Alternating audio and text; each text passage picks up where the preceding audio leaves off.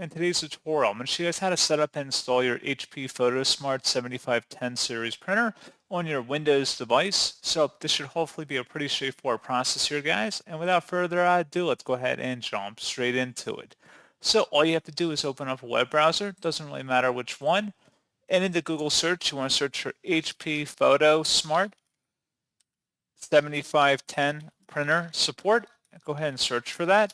Best results come back with HP Photosmart 7510E all-in-one printer series. Go ahead and open up that link.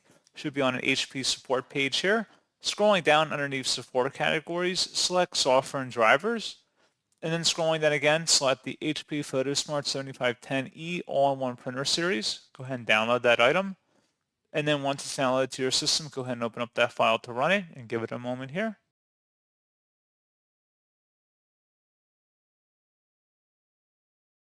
And it should be a verified publisher, HP Inc. Select yes, and then proceed with the on-screen installation. If you want to install optional software, you can. Otherwise, you just select next and then follow through with the on-screen prompts if you want to configure your printer to be a wireless printer or a plug-and-play printer. And that's pretty much all you have to do. So, as always, thank you guys for watching this brief tutorial. I do hope that I was able to help you out, and I do look forward to catching you all in the next tutorial. Goodbye.